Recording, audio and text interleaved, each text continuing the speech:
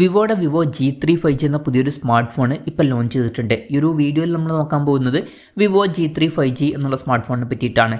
പിന്നെ വീഡിയോ തുടങ്ങുന്നതിന് മുമ്പ് പറയാനുള്ളൊരു കാര്യം എന്താ വെച്ചാൽ, ഇതുപോലെ നിങ്ങളുടെ സ്വന്തം ഫോട്ടോ അല്ലെങ്കിൽ നിങ്ങൾക്ക് ഇഷ്ടപ്പെട്ട ഡിസൈൻ പ്രിന്റ് ചെയ്തിട്ടുള്ള മൊബൈൽ കേസുകൾ അഫോർഡബിൾ ആയിട്ടുള്ള പ്രൈസ് റേഞ്ചിൽ വേണം എന്നുണ്ടെങ്കിൽ ഇവിടെ ഒരു വാട്സപ്പ് നമ്പർ കൊടുക്കുന്നുണ്ട്. താഴെ ഡിസ്ക്രിപ്ഷനിലും കമൻറ്റ് ബോക്സിലും ആ ഒരു വാട്സപ്പ് നമ്പർ കാണാം, നിങ്ങൾക്ക് കോൺടാക്റ്റ് ചെയ്യാവുന്നതാണ്.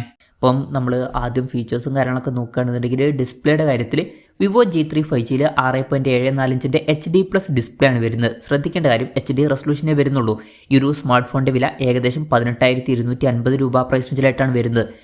ആ ഒരു പ്രൈസ് റേഞ്ചിൽ നമ്മൾ മിനിമം എക്സ്പെക്ട് ചെയ്യുന്ന ഒരു കാര്യമാണ് ഫുൾ HD റെസൊല്യൂഷൻ. പക്ഷേ അതിവിടെ മിസ്സിംഗ് ആണ്.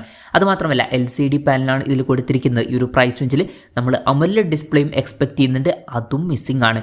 പിന്നെ വാട്ടർ ഡ്രോപ്പ് നോച്ച് ഡിസൈനിലെ നോച്ചേ കൊടുത്തിട്ടുള്ളൂ. ഈ ഒരു പ്രൈസ് റേഞ്ചിൽ നമ്മൾ പഞ്ചോൾ ഡിസൈൻ എക്സ്പെക്ട് ചെയ്യുന്നുണ്ട്. ഇവൺ ആ ഒരു കാര്യവും ഇവിടെ മിസ്സിംഗ് ആണ്. 90 Hz റിഫ്രഷ് റേറ്റ് സപ്പോർട്ട് ചെയ്യുന്നുള്ളൂ. ഈ ഒരു പ്രൈസ് റേഞ്ചിൽ നമ്മൾ എക്സ്പെക്ട് ചെയ്യുന്നത് 120 Hz റിഫ്രഷ് റേറ്റ് ആണ്. അപ്പോൾ ഡിസ്പ്ലേ ഫീച്ചേഴ്സ് മൊത്തത്തിൽ നോക്കുമ്പോൾ ബേസിക് ആയിട്ടുള്ള ഡിസ്പ്ലേ ഫീച്ചേഴ്സ് മാത്രമേ വരുന്നുള്ളൂ. ഈ ഒരു പ്രൈസ് റേഞ്ചിൽ ഡിസപ്പോയിൻറ്റിംഗ് എന്ന് തന്നെ പറയേണ്ടി വരും. ഫുൾ HD റെസൊല്യൂഷനോ AMOLED ഡിസ്പ്ലേയോ പഞ്ചോൾ ഡിസൈനോ അല്ലെങ്കിൽ 120 Hz റിഫ്രഷ് റേറ്റോ ഒന്നും തന്നെ ഇതിൽ കൊടുത്തിട്ടില്ല. അപ്പം അത് ശരിക്കും ഡിസപ്പോയിൻറ്റിംഗ് ആയിട്ടുള്ള കാര്യങ്ങൾ തന്നെയാണ്. പിന്നെ സൈഡ് മൗണ്ടഡ് ഫിംഗർ പ്രിൻറ്റ് സെൻസറാണ് ഇതിൽ വരുന്നത്. ഫോണിൻ്റെ വെയിറ്റ് വരുന്നത് ഏകദേശം 204 ഗ്രാമാണ്. തിക്നെസ് വരുന്നത് 8.19 mm ആണ്. IP64 റേറ്റിംഗ് ഒക്കെ ഇതിൽ സപ്പോർട്ട് ചെയ്യുന്നുണ്ട്. ഇനി പ്രോസസ്സറിൻ്റെ കാര്യത്തിലോട്ട് വരുമ്പം MediaTek Dimensity 6300 എന്ന പ്രോസസ്സറാണ് ഇതിൽ കൊടുത്തിരിക്കുന്നത്. ഈ ഒരു പ്രൈസ് റേഞ്ചിൽ ഈ ഒരു പ്രോസസ്സർ എങ്ങനെയുണ്ടെന്ന് വെച്ചാൽ ഈ ഒരു പ്രൈസ് റേഞ്ചിന് പറ്റിയിട്ടുള്ള പ്രോസസ്സറല്ല. പ്രോസസ്സറും അപ്പം കുറച്ച് ഡിസപ്പോയിൻറ്റിംഗ് ആണ് എന്ന് പറയേണ്ടി വരും ഈ ഒരു പ്രൈസ് റേഞ്ച് വെച്ച് നോക്കുമ്പോൾ. പിന്നെ 5G സപ്പോർട്ടും കാര്യങ്ങളൊക്കെ ഇതിൽ വരുന്നുണ്ട്. ഫോണിൻ്റെ ബേസ് വേരിയൻറ്റിൽ 6GB റാമും 128GB ഇൻറ്റേർണലാണ് വരുന്നത്. 8GB റാമും 256GB ഇൻറ്റേർണലുമായിട്ട് വരുന്ന ഒരു വെർഷനും വരുന്നുണ്ട്. LPDDR4Xൻ്റെ റാമും UFS 2.2 സ്റ്റോറേജ് ടൈപ്പാണ് ഇതിൽ വരുന്നത്. പിന്നെ IR ബ്ലാസ്റ്റർ എന്നുള്ള ഫീച്ചർ ഈ ഫോണിൽ വരുന്നുണ്ട്. അപ്പം ഈ ഫോൺ റിമോട്ടൊക്കെ ആയിട്ട് യൂസ് ചെയ്യാൻ കഴിയുന്നതായിരിക്കും. 3.5 മോഡി ജാക്ക് ഈ ഫോണിൽ വരുന്നുണ്ട്. Android 15 ബേസ് ആയിട്ടുള്ള ഒറിജിൻ OS സോഫ്റ്റ്വെയർ ആണ് ഇതിൽ വരുന്നത്. ക്യാമറയുടെ കാര്യം പറയുകയാണെന്നുണ്ടെങ്കിൽ ഫോണിൻ്റെ പിന്നിൽ 13 മെഗാ ഒരു ക്യാമറ സെൻസറാണ് വരുന്നത്. ഫ്രണ്ടിൽ 5 മെഗാ സെൽഫി ക്യാമറയാണ് കൊടുത്തിരിക്കുന്നത്.